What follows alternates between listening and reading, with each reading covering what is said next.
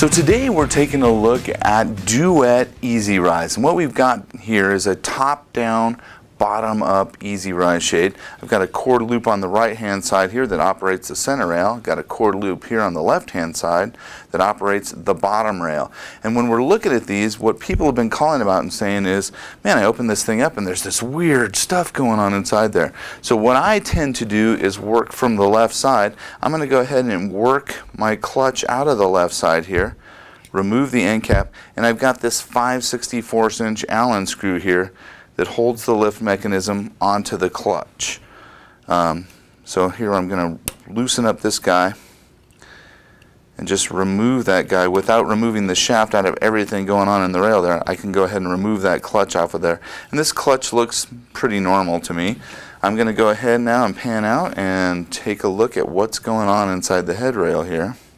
Going to hold on to the right hand clutch, just slide the head rail back. So I'm going to pull the head rail back here, and as I'm looking at this guy, this looks pretty much what I'm used to seeing in a top-down, bottom-up shade. What I have to realize is on this side here I've got this offset gearbox, and what this allows me to do, if I look at my Duette shade here, I've got an offset gearbox on the one side. I don't have it on the left side. Right side, offset gearbox.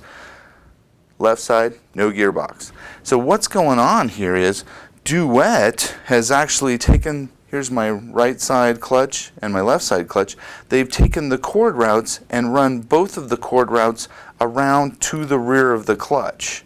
So here's my clutches here. I'm going to take a look at these guys. Come in on the clutches.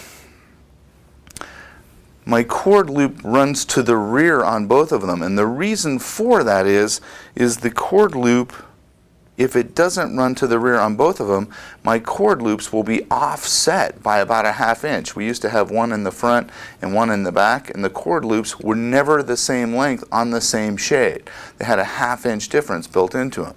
So what they've done is added this clutch gearbox here, the offset gearbox, so that I can have a clutch that drives from the rear come in and run a shaft from the front of the gearbox.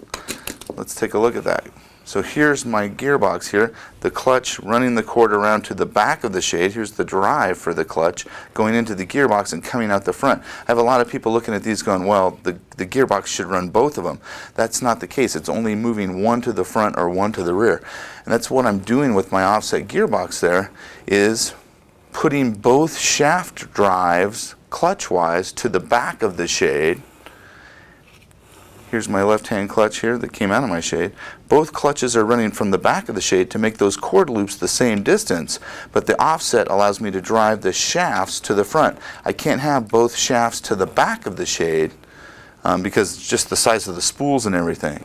So that's a look at what's going on. Let's put this together and show you what it looks like outside of the head rail here. This is what it looks like within the head rail here.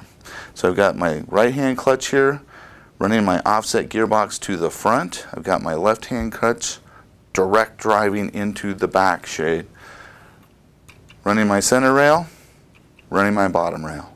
And that's what's going on with the offset gearbox for top-down, bottom-up EasyRise.